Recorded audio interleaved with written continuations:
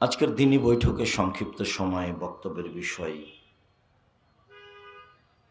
নারীদের মর্যাদা, মহিলাদের মর্যাদা নিয়ে গুরুত্বপূর্ণ সংক্ষিপ্ত তথ্যবহুল বিবরণীর চেষ্টা করব ইনশাল্লাহুল আজিজ।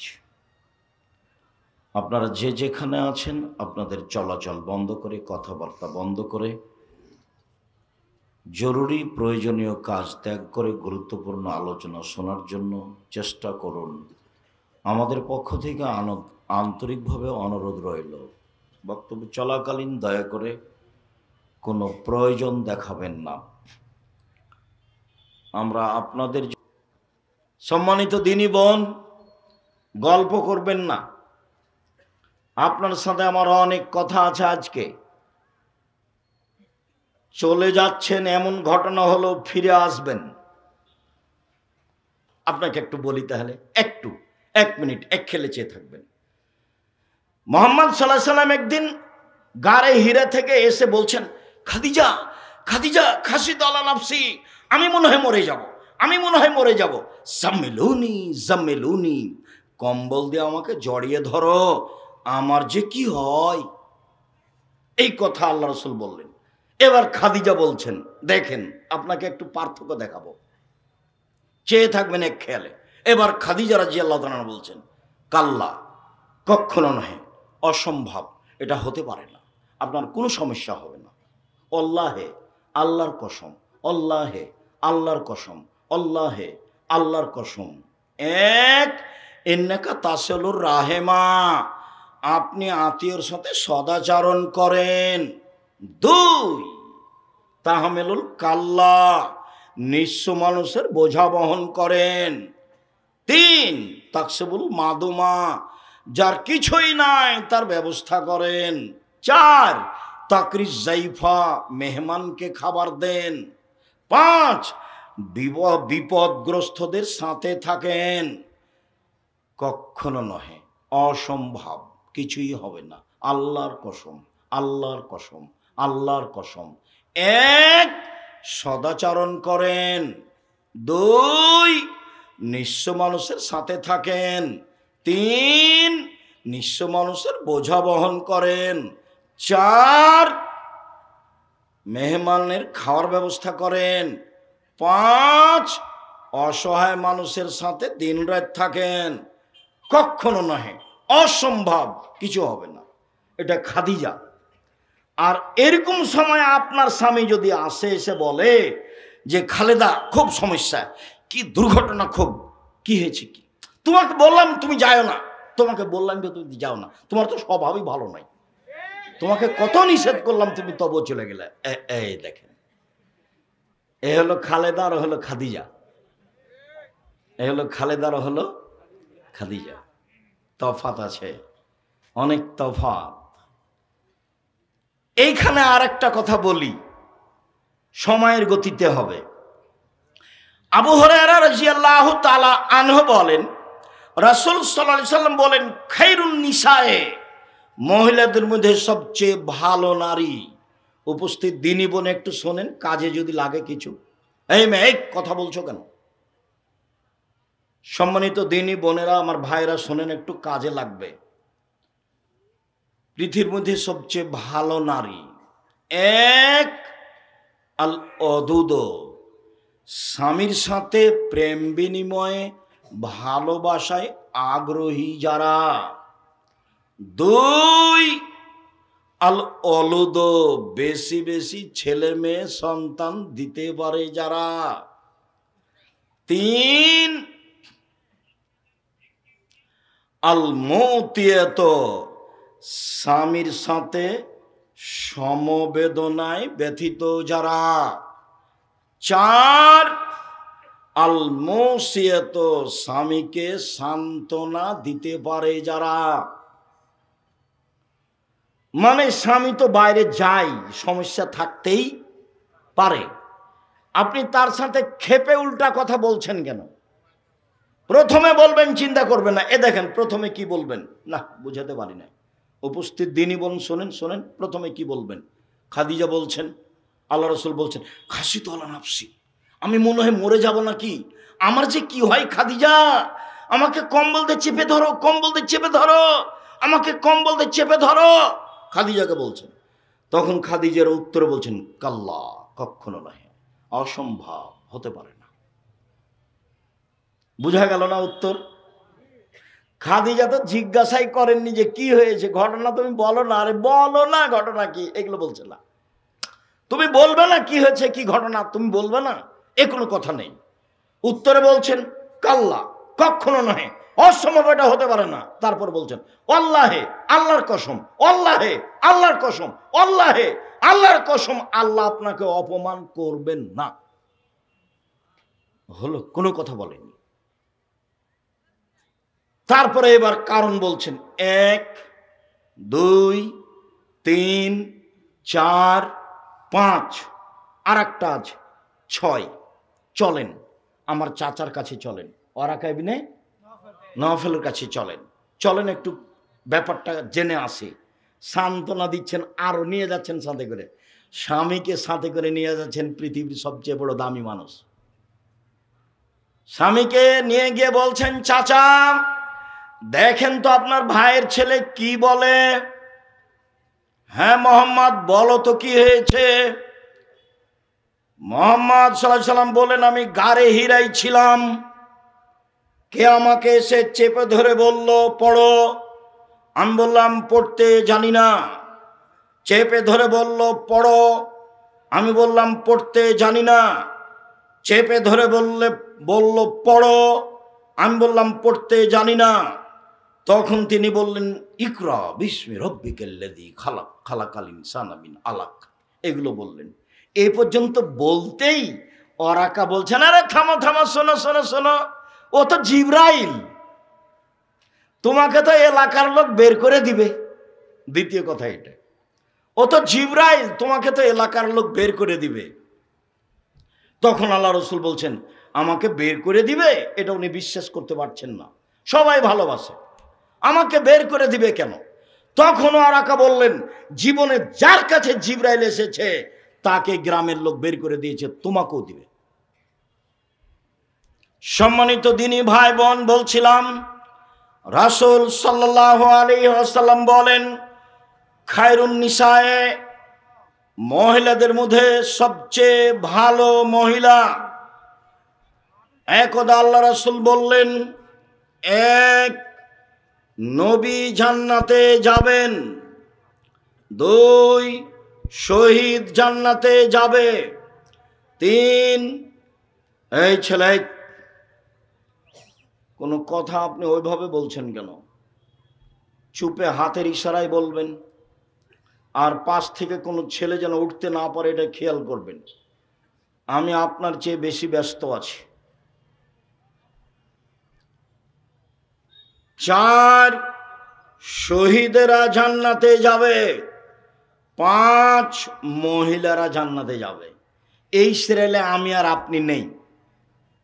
আবার দেখেন, 1 নবীগণ জান্নাতে যাবেন, 2 শহীদেরা জান্নাতে যাবে, 3 সত্যবাদীরা জান্নাতে যাবে, 4 সন্তান প্রসবে মারা যায় যেসব মহিলা তারা জান্নাতে যাবে, 5 তোমাদের স্ত্রীরাও জান্নাতে যাবে। কিভাবে? 1 স্বামীর সাথে প্রেম বিনিময় ভালোবাসায় আগ্রহী যারা, 2 বেশি সন্তান দিতে পারে যারা, 3 একটু স্বামীর সাথে গন্ডগোল হলে হাত ধরে বলে, যতক্ষণ পর্যন্ত আপনি আমার উপরে সন্তুষ্ট না হবেন ততক্ষণ পর্যন্ত আমি খাদ্য খাবো না, জান্নাতি নারী এরা। এই কথা মুহাম্মদ সাল্লাল্লাহু আলাইহি সাল্লাম বলেন। এতে আমাদের ব্যক্তিগত কোনো হাত নেই। রাসূল সাল্লাল্লাহু আলাইহি সাল্লাম বলেন, ইব্রাহিম আলাইহিস সালাম তার স্ত্রী সারাকে নিয়ে এক এলাকা পার হচ্ছিলেন। ইব্রাহিম আলাইহিস সালাম বললেন, সারা, তোমাকে যদি কেউ জিজ্ঞাসা করে এইটা কে, তুমি বলিও এইটা আমার ভাই। কেন? আমি তোমার কথা বলে দিয়েছি, তুমি আমার বোন, তুমি আমাকে মিথ্যুক প্রমাণ করো না সারা। সারা মনে রেখো, এই মাঠের ওপরে দুইজন মুসলমান আমি আর তুমি, এই হিসাবে আমরা ভাই বোন বটে। কৌশল করলে ইব্রাহিম আলাইহিস সালাম তার স্ত্রীকে রক্ষা করতে পারলেন না। তার স্ত্রীকে বললেন, স্বৈরাচারী শাসক তোমাকে ডেকেছে, তুমি যাও। সারা স্বৈরাচারী শাসকের ঘরে ঢুকলেন। ঘরে ঢুকতেই স্বৈরাচারী শাসক দাঁড়িয়ে হাতটা তার দিকে আগিয়েছে। তখন সারা বলছেন, থামেন, আগে অজু হবে, 2 রাকাত সালাত হবে, তারপরে কোনো কথা।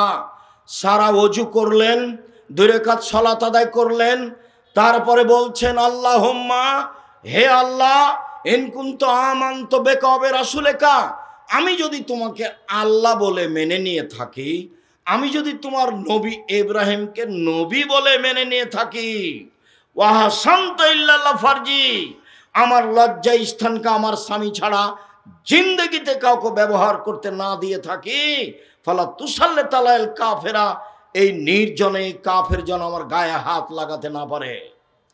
দিনী বোন শোনেন, নিরাশা হবেন না। এক, আমি তোমাকে মেনে নিয়েছি আল্লাহ বলে। 2, আমি ইব্রাহিমকে নবী বলে মেনে নিয়েছি। আমি বলি না যে ইব্রাহিম আমার স্বামী, এই কথা পরে, আমি বলছি ইব্রাহিম নবী। 3, জিন্দেগিতে আমি কোনোদিন জেনায় লিপ্ত হইনি।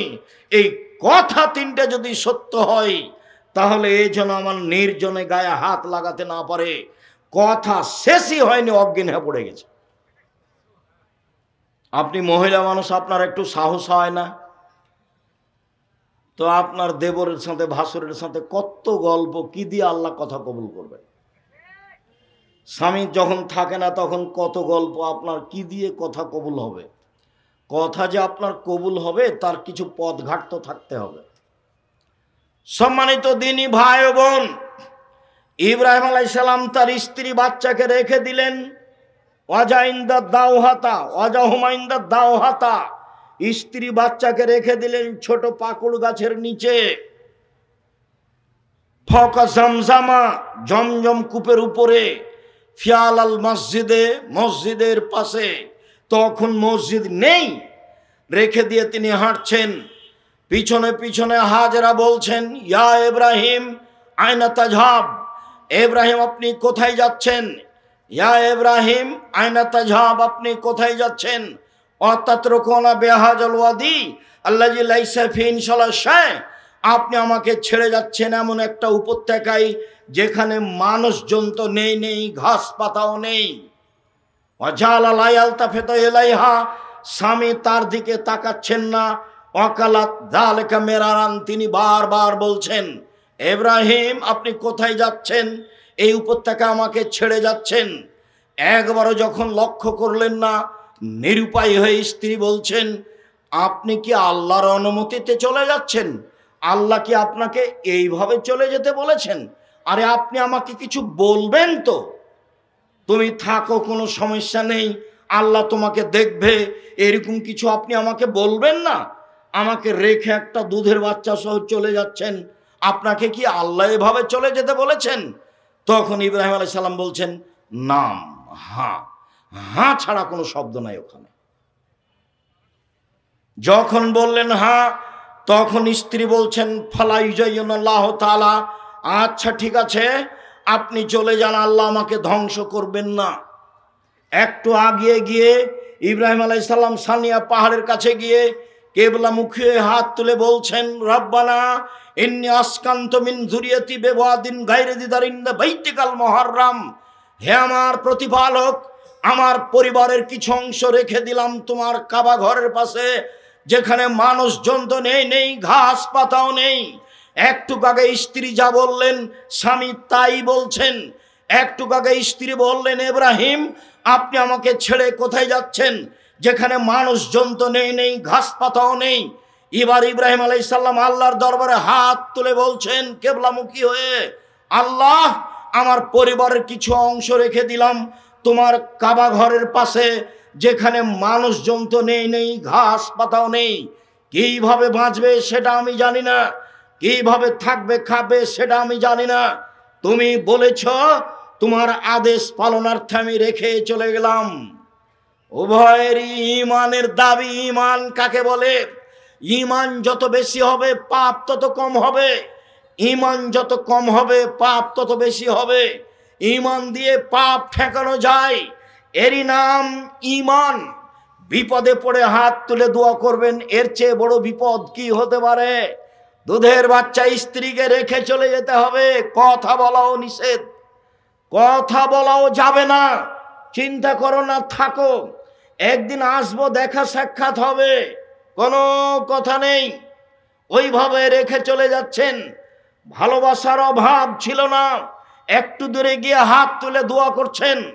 হাত তুলে দোয়া আমরা তুলে দিনি, নামাজের পরে সবাই মিলে হাত তুলে দোয়া করা সত্য সত্যই বিদাত।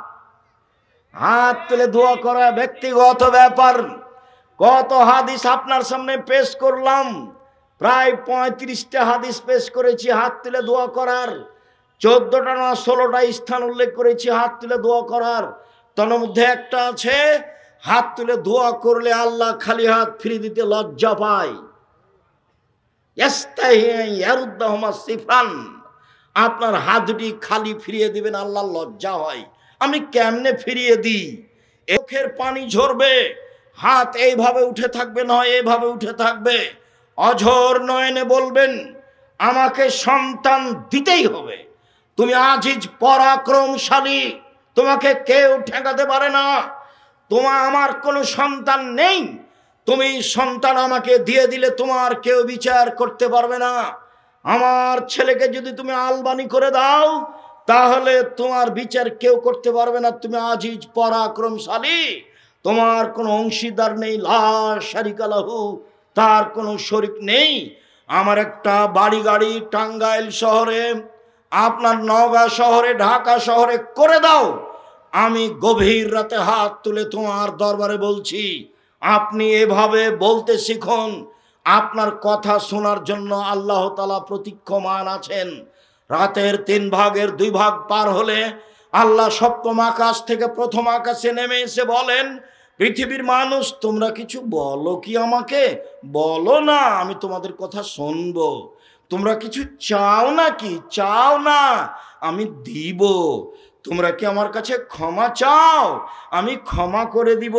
অন্য ঘটনা, ইবলিস এসে বলছে, ইবলিস আল্লাহর কাছে যখন আসলো, আল্লাহ বললেন, ইবলিস আদমকে মেনে নাও। ইবলিস বলল, কেমনে মানি? ও হচ্ছে মাটির তৈরি, আমি হচ্ছি আগুনের তৈরি, কেমনে মানি? মানা যায় না। আল্লাহ বলছেন, এই অহংকারী, অহংকার করলি, যা যা এখান থেকে সরে যা, রাজিম বিতাড়িত, সর সর সর সর সর। তখন ইবলিস বলছে, ঠিক আছে সরে যাব বটে, আমার একটা কথা শুনতে হবে। কি কথা? কিয়ামত পর্যন্ত বেঁচে থাকার সুযোগ দিতে হবে। আচ্ছা ঠিক আছে, দিলাম, একটা সময় পর্যন্ত দিলাম। এবার যখন পেয়ে গেছে তখন বলছে, দেখেন বলার ঢং, রব্বি, হে আমার প্রতিপালক। কে বলছে বলেন তো? শয়তান বলছে। দেখেন বলার ঢং, রব্বি, হে আমার প্রতিপালক, ইজ্জতেকা, তোমার সম্মানের কসম, তোমার মর্যাদার কসম, তোমার কসম করে বলছি, আদমের ছেলে মেয়ের দেহে যতক্ষণ শ্বাস আছে, ওকে আমি পাপী করব করব করব। ও কেমনে জান্নাতে যাইতে আমি দেখে ছেড়ে দেব। ওর দেহে শ্বাস থাকাকালীন তাকে আমি পাপী করব, জেনা করাবো, বউ তালাক দেওয়াবো, জমি দখল করাবো, দল সংগঠনের নামে মারামারি করে জেল হাজতে দিয়ে দেওয়ার ব্যবস্থা করব, সব কাজ করব। ওর দেহে যতদিন শ্বাস আছে আমি করব। তা আল্লাহ তখন এভাবে বললেন না, সর, করতে পারবি না, তাহলে তো কাজ হয়ে যায়। এভাবে বললেন না। তখন আল্লাহ বলছেন, ওয়া ইজ্জাতি ওয়া জালালি ওয়া ইরতিফায়ে মাকানি, আমার সম্মানের কসম, আমার ইজ্জতের কসম, আমার মর্যাদার কসম, আমার উঁচুতার কসম, শুনে রাখ ইবলিস, আদমের ছেলে যতবার আমাকে বলবে ভুল হয়েছে, আমি ততবার ক্ষমা করে দেব। ও যদি পাপ করতেই থাকে আর বলতে থাকে, আমি ক্ষমা করে দেব। আদম সন্তান শুনে রাখো, মা দাওতানি ওরা যাওতানি, তুমি যেভাবে আশা পোষণ করো সেভাবে আমি পূর্ণ করে থাকি। তুমি যেভাবে বলো আমি সেভাবে তোমার আশা পূর্ণ করে থাকি। তুমি যা বলো তা আমি মেনে নিই। তুমি যেভাবে চাও আমি সেভাবে করি। তুমি যেভাবে ডাকো আমি সেভাবে থাকি। তুমি আমার কাছে ক্ষমা চাইলে ক্ষমা করে দিই। আমি পরোয়া করি না তুমি কত বড় পাপী। আমি পরোয়া করি না তুমি কত বড় পাপী। আমি পরোয়া করি না তুমি কত বড় পাপী। আদমের ছেলে মেয়ে শোনো, তোমার পাপ বেশি হতে যদি আকাশে লেগে যায়, পাপ আর পাপ, এরপরে যদি তুমি আমার কাছে ক্ষমা চাও তাহলে আমি তোমাকে ক্ষমা করে দিব। তুমি যেভাবে ডাকো আমি সেভাবে থাকি। তুমি যেভাবে আশা পোষণ করো সেভাবে পূর্ণ করে থাকি। তুমি যেভাবে ডাকো আমি সেভাবে থাকি। তুমি যেভাবে আশা পোষণ করো সেভাবে আমি পূর্ণ করে থাকি। ক্ষমা চাইলে ক্ষমা করে দিই। আমি পরোয়া করি না তুমি কত বড় পাপী। আমি পরোয়া করি না তুমি কত বড় পাপী। আমি পরোয়াই করি না। আল্লাহ তাআলা বলছেন, আমাদের নবী বলেন, ইন তুআযযিবহুম ফাইন্নাহুম ইবাদুকা। ঈসা আলাইহিস সালাম বলেছেন, আল্লাহ আমার কথা জিজ্ঞাসা করছেন কেন? আমি কাউকে বলেছি যে আমি আল্লাহ? আমি কাউকে বলিনি তোমার জীবদ্দশায়। শোনো, আল্লাহকে বলছেন ঈসা আলাইহিস সালাম, ইন তুআযযিবহুম ফাইন্নাহুম ইবাদুকা। আপনি শাস্তি দিলে দেন, আপনার বান্দাকে আপনি শাস্তি দেন, আমার কি আছে? আন তাগফির লাহুম ফাইন্নাকা আনতাল আজিজুল হাকীম। আর তুমি যদি ক্ষমা করো তুমি পরাক্রমশালী, কেউ তোমাকে ঠেকাতে পারে না। ফেরাউনকে ক্ষমা করে দিলে তোমার বিচার কেউ করতে পারবে না। করো, শাস্তি দিলে দাও, তোমার বান্দা, আমার কি করার আছে? ক্ষমা করলে করো, তুমি পরাক্রমশালী, তোমার কেউ বিচার করতে পারে। হ্যাঁ, ফেরাউন ক্ষমা পাবে কেন? এরকম বলার কেউ আছে? কেউ নাই। কিয়ামত পর্যন্ত কেউ দাঁড়াতে পারবে না। হ্যাঁ, এ বিচার কেন? ওর নাম আজিজ। ওর নাম কি? আজিজ, কাদির, জব্বার, প্রতাপশালী, মালিকুল আমলাক, রাজাধিরাজ, কোন পরোয়া করে না। ফাউলুল লিমা ইউরিদ, যা ইচ্ছা তাই করে। তো যা ইচ্ছা তাই করো, তো গভীর রাতে বলছি আমাকে একটা ছেলে দাও না। দাও ছেলে, আমাকে একটা দাও। ঠিক আছে, দিব। তা আপনি বলছেন কেমন করে বলছেন? ন্যাংড়া খোড়া করে বললে হবে? পাকা পোক্তা করে বলতে হবে। দেখেন না কিভাবে বলছেন। আয়েশা রাদিয়াল্লাহু তাআলা আনহা বলেন, আল্লাহর নবী বলছেন, আয়েশা, এই যে জিবরাইল তোমাকে সালাম দিল। তখন আয়েশা বলছেন, ওয়া আলাইহিস সালাম ওয়া রাহমাতুল্লাহি ওয়া বারাকাতুহু। জিবরাইল কো সালাম, তার উপরে শান্তি। আপনি তো দেখতে পান, আমরা তো দেখতে পাই না। আপনি তো দেখতে পান, কোথায় জিবরাইল? আমরা তো দেখতে পাই। এক বিছানে তিনজন, জিবরাইল আলাইহিস সালাম, মুহাম্মদ সাল্লাল্লাহু আলাইহি সাল্লাম এবং আয়েশা রাদিয়াল্লাহু আনহা। এক বিছানে, এক ল্যাপের নিচে তিনজন, কিন্তু আয়েশা দেখতে পান না জিবরাইল কোথায়। অথচ আল্লাহ রাসূল বলছেন, আয়েশা, এই যে জিবরাইল, হাজা জিবরাইল, এই যে জিবরাইল তোমাকে সালাম দিল।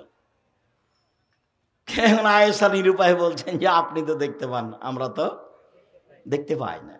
মানুষ জিবরাইলকে দেখতে পাবে না, নবীরা পায় না। মানুষের এই চক্ষু, এই ক্ষমতা জিবরাইলকে দেখতে পারবে না। আর জিবরাইল মানুষের সাথে সরাসরি কথা বলেন না, আল্লাহ তো বলেনই না, নবীদের সাথে বলেন। সম্মানিত দিনী ভাই বোন, মহিলা মানুষের সম্মান অনেক বেশি। আল্লাহ রাসূল বলেন, পৃথিবীর মহিলা শুনে রেখো, কোন পিতা যদি দুইটা মেয়ের লালন পালন করে, দুইটা বড় হওয়া পর্যন্ত, বিবাহ হওয়া পর্যন্ত, আমি মুহাম্মদ সাল্লাল্লাহু আলাইহি সাল্লাম এবং মেয়ের পিতা একসাথে জান্নাতে থাকবো, এইভাবে আঙ্গুল দুটি জমা করে দেখালেন।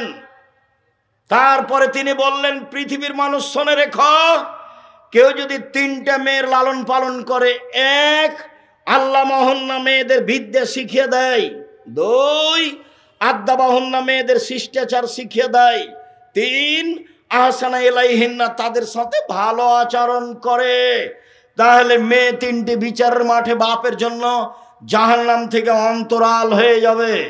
এইভাবে অন্তরাল হবে, ওইদিকে আছে জাহান্নাম, মধ্যে আছে মেয়েরা, এদিকে আছে বাপ। মেয়েরা বলবেন আল্লাহকে আমার আব্বাকে আগে জান্নাতে দিতে হবে, তারপরে কোনো কথা। এখন আপনার চোখের সামনে মেয়ে নখ ছোট বড় করে রাখে, নেইল পালিশ দেয়, ল্যাংটা পোশাকে ঘুরে, আপনি কিছুই বলেন না, তাহলে কি মেয়ে আপনার পক্ষে বলবে?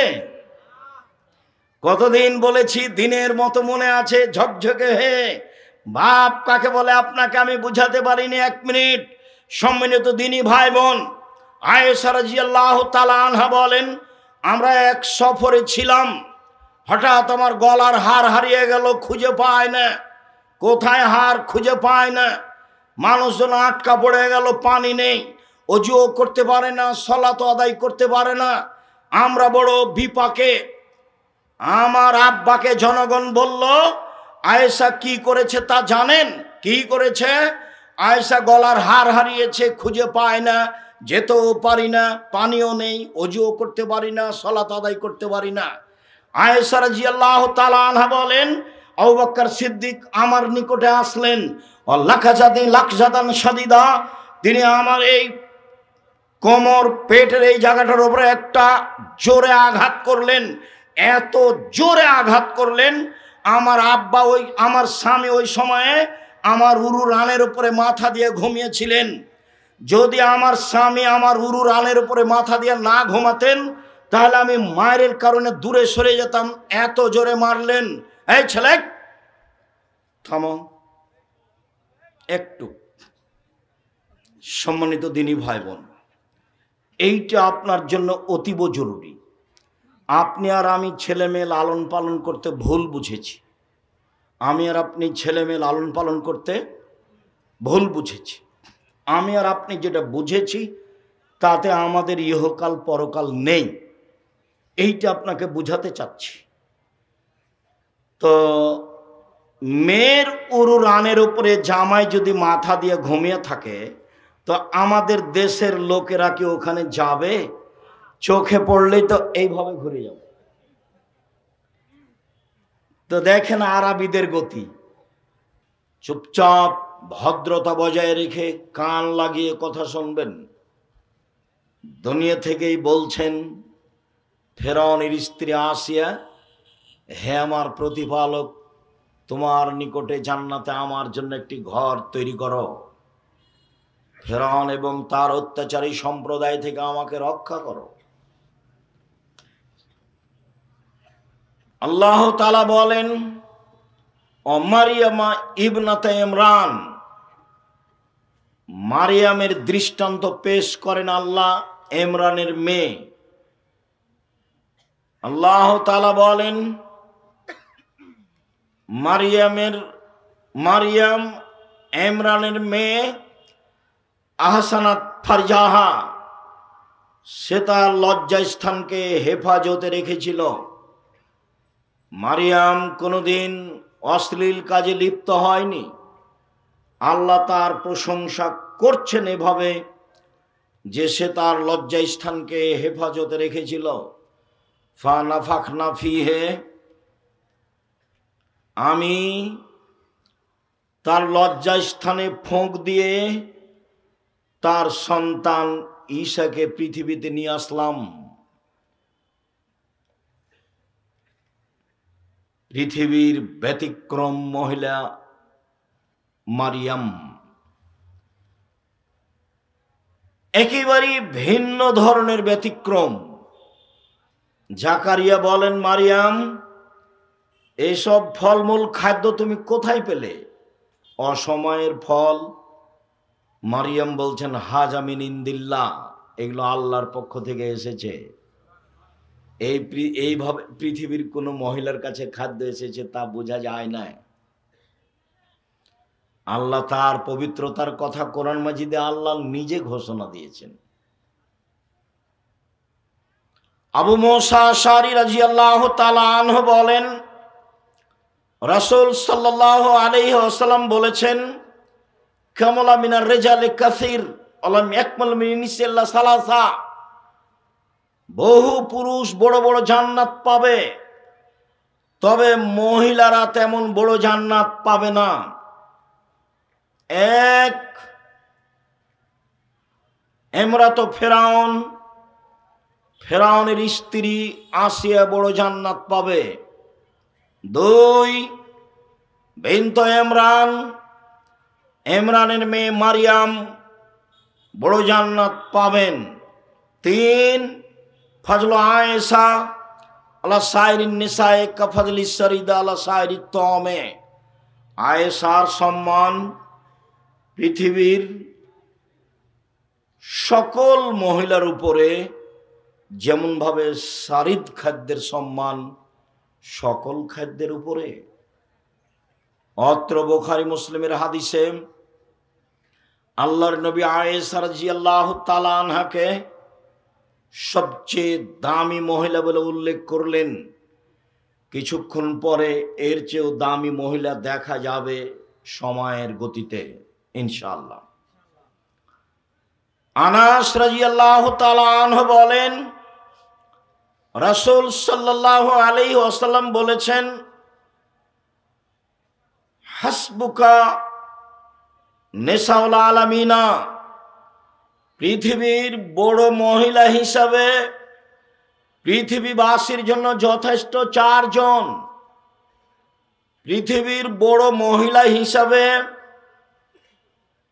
পৃথিবীবাসীর জন্য যথেষ্ট 4 জন। 1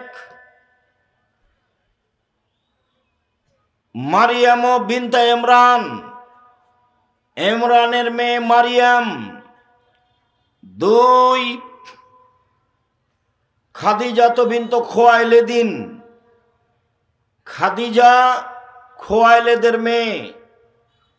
3 ফাতেমা বিনত মুহাম্মাদিন, মুহাম্মাদের মেয়ে ফাতেমা।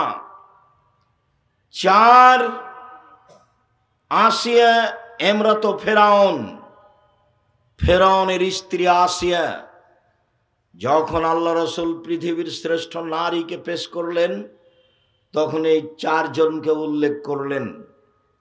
এই 4 জন সহ আরো 2 জনের কথা আমরা সাময়িকভাবে বলে আরো কিছু প্রয়োজনীয় নারীদের ব্যাপারে কথা বলতে যাচ্ছি। এক খেয়ালে চেয়ে থাকবেন, পৃথিবীতে সবচেয়ে সম্মানী জাতি নারী, ইহকালে ও পরকালে। নারী তার মান সম্মান হারিয়েছে নিজের চরিত্রের কারণে। অতীত জাহেলিয়াতের যুগে ওই সময়ে মানুষ নারীদের দাম দেয়নি। হিন্দুরা আজও নারীদের দাম দেয় না। হিন্দু মেয়েরা বাপের জমি জায়গা পায় না। যারা বলেছে ইসলাম অর্ধেক দিচ্ছে তার বুঝতে ভুল। মহিলা নিয়ে এসেছে, ওর বাপ 15 শতক জমি রেখে মারা গেছে। মেয়েটার ভাই নিয়েছে 10 শতক, আর এই মেয়েটা নিয়ে এসেছে 5 শতক, মোট 15 শতক জমি। এবার যে লোক, এই মহিলার স্বামী, ওর বাপেরও ছিল 15 শতক জমি, ওর স্বামী পেয়েছে 10 শতক, আর ওর বোন নিয়ে গেছে 15 শতক। তো এ নিয়ে এসেছে 5 শতক আর এর স্বামী পেল 10 শতক, এই যে 15 শতক। অবিচার তো বুঝতে পারেনি, সেজন্য বলেছে। আপত্তি হলে তো হিন্দুদের উপরে হতো। ও তো জমি দেবে না, বাপ মেয়েকে জমি দিবে না, তাই বিবাহের দিন সব কিছু দিয়ে দিয়েছে। আর বিবাহ যখন পড়ানো হয়েছে তখন এই শর্তে, আমি স্বামীকে উপার্জন করে খাওয়াবো। কেন এই নির্যাতন? কি তার প্রতিকার আছে কিনা একটু দেখেন। কেন এই নির্যাতন? কি তার প্রতিকার? নারীরা বলছে আমরা কেন নির্যাতিত, তার প্রতিকার কি হতে পারে? তো নারীরা যদি বেগম রোকেয়ার পথে যায় তো নির্যাতিত হবেই। বেগম রোকেয়ার একটা নগদ ঘটনা শোনাই, কেন যে ওই বইটা পড়েন না, কেন হবো অবরোধবাসিনী। বেগম রোকেয়া বলছে মহিলারা হলো অবরোধবাসিনী। রংপুর গাইবান্ধার আর একজন মহিলা বলছে কেন হবো অবরোধবাসিনী? অবরোধবাসিনী কেন হব? তো এখন রোকিয়া বলছে অবরোধ বাসিনী, কথার কথা, নওগাঁ ট্রেন স্টেশনে 8-10 জন মহিলা হজ করতে যাবে, তো ওদের সাথে মাহারাম আছে একজন, তো ওরা খুব পর্দা করে, তো তখন একটা বড় চাদর দিয়ে মহিলাদেরকে ঢেকে ওই মালিক চলে গেছে।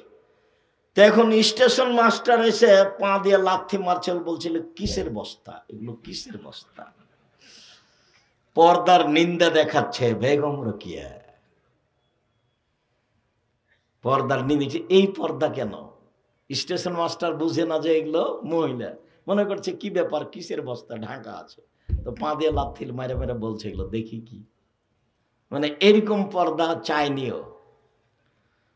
তুমি মহিলা মানুষ, বাংলাদেশে বসবাস করো, কি বা পড়েছ কখ সেটা আমার অবগতিতে নেই। তুমি নিজেকে কি দেখাতে চেয়েছো, কি বুঝাতে চেয়েছো, তুমি কি করতে পারো, তোমার তো শেষ ফলাফল যে না। তুমি তো ভুরু তুলে চলো, তুমি তো দাঁত চিকন করো, তুমি তো নখ বড় রেখেছ, তুমি তো সামনে চুল ছোট রেখেছ। তোমার বাপও মূর্খ, তোমার মাও মূর্খ। তোমার বাপ তোমার মাকে আর তোমাকে যদি আমি অশিক্ষিত প্রমাণ করতে না পারি, জাতির সামনে বক্তব্য দিব না। জাতির যদি রাস্তাঘাট করে দিতে না পারি, জাতির যদি স্কুল কলেজ করে দিতে না পারি, জাতিকে চূড়ান্ত সঠিক ধর্ম দিতে পারবো ইনশাআল্লাহ। ধর্মের ব্যাপারে জাতিকে ফাঁকি দিয়ে আমি পরকাল হারাতে রাজি নই। তোমার বাপকে দিয়ে তুমি চ্যালেঞ্জ করো, তোমার বাপকে, তোমাকে, তোমার মাকে আমি অশিক্ষিত প্রমাণ করতে না পারলে আজকে নওগাঁ জেলায় বক্তব্য বন্ধ করলাম, জিন্দেগিতে কোনো দিনের বক্তব্য দেব না। তোমার ভাইয়ের অবস্থাতে একটু আগে বললাম, যে কোম্পানি টাকা দেয় সে কোম্পানির ওষুধ লিখে। তোমার ভাইয়ের কথা তো বললাম, চুরি করে খায়, ইঞ্জিনিয়ার। যে ব্যতিক্রম থাকতে পারে সেটা আমি বলি না যে ব্যতিক্রম নেই। আপনি মন খারাপ করবেন না, আপনার বুকে সাহস থাকলেই হলো। বাস্তবতায় দেখবেন আপনি, বাস্তবতা লাগবে একটা। যেখানে বিদ্যার কথা বলেছেন আল্লাহর নবী, সেখানে আদর্শের কথা বলেছেন। আদর্শ কি জিনিস? জাবের বললেন, আল্লাহর নবী, আমার আব্বা ওহুদের যুদ্ধে শহীদ হয়েছেন, 9 জন মেয়ে রেখে আমার 9 জন বোন আছে। আমার বোনদের সমবয়সের মেয়েকে আমি বিবাহ করতে চাইনি 4টা কারণে। আল্লাহর নবী, আমার বোনদের সমবয়সের কম বয়সের মেয়েকে আমি বিবাহ করতে চাইনি 4টা কারণে। বুখারী মুসলিম। 1, লিতুআল্লিমাহুন্না, বেশি বয়সের মহিলা বিবাহ করেছি যাতে করে আমার স্ত্রী আমার বোনদেরকে বিদ্যা শিখাতে পারে। 2, লিতুআদ্দিবাহুন্না, যাতে করে আমার স্ত্রী আমার বোনদেরকে শিষ্টাচার শিখাতে পারে। শিষ্টাচার কি জিনিস? নখ বড়ও কি শিষ্টাচার? নখে নেইল পালিশ কি শিষ্টাচার? ভরু তুলে চিকন করা কি শিষ্টাচার? দাঁত ছিলে পরিষ্কার করাই কি শিষ্টাচার? উঁচু স্যান্ডেল পরে লম্বা দেখানোই কি শিষ্টাচার? ব্রেসিয়ার পরে নিজেকে কম বয়সের দেখানোই কি শিষ্টাচার? সামনের চুল ছোট করাই কি শিষ্টাচার? বন্ধু বান্ধবের সাথে হেলে দুলে চলাই কি শিষ্টাচার? সকালে বিকালে বন্ধু বান্ধবের সাথে চলাই কি শিষ্টাচার? এটাই কি শিষ্টাচার? শিষ্টাচার কাকে বলে? শিষ্টাচার কি জিনিস? আল্লাহর নবী, আমি বেশি বয়সের মহিলা বিবাহ করেছি, তার 2 নম্বর কারণ আমার স্ত্রী আমার বোনদেরকে শিষ্টাচার শিখাবে। ধর্মের দ্বিতীয় বড় অংশ হলো শিষ্টাচার। নবীদের বৈশিষ্ট্য 10টি, শিষ্টাচার 10টি। 1, দাড়ি ছেড়ে দিতে হবে, চাঁচা যাবে না, ছোট করাও যাবে না। চেঁচে ফেললে চোখের পাওয়ার কমে যাবে, স্ত্রী মিলন ক্ষমতা কমে যাবে, আর মহিলার সাদৃশ্য হবে, তখন ওর উপরে গজব নাজেল হবে। চেঁচে ফেললে তার উপরে কি হবে? ও গজব নাজেল হবে। কেন? ও এখন মহিলা হতে চায়। দাড়ি নেই কার? মহিলাদের। আপনি তো পুরুষ মানুষ। 2, কাশসারে মোচ কেটে ফেলতে হবে, মোচ চেঁচে ফেলা যাবে না, পুরুষের পরিচয়। 3, কাসুল আজফার, নখ কেটে ফেলতে হবে, নবীদের বৈশিষ্ট্য। নখ কেটে ফেলতে হবে, নবীদের বৈশিষ্ট্য। আপনার স্ত্রী, আপনার মেয়ে নখ কাটতে বাধ্য। যদি নখ বড় আছে, নেইল পালিশ আছে, বুঝবেন এই মেয়ে শিক্ষিতা নয়।